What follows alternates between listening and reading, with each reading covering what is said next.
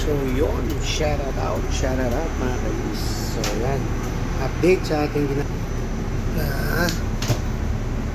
Vans, red mini Vans or yung mini slider. Ayan, okay na. Nakasalang sa trooper. As you can see, double in size na siya. Malaki na. Hindi yan sobrang laki. So dahil mini Vans lang yan. So mamaya sasalang ko dito sa oven. Na-preheat na yan.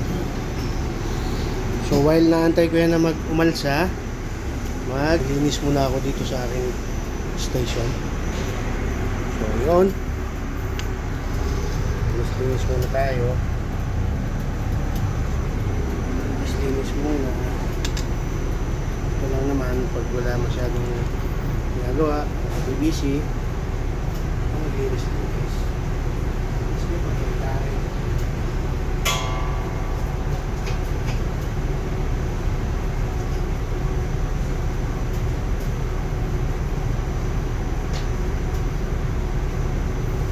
Mga kainis, ano ko pa yan, ayusin pang mabuti.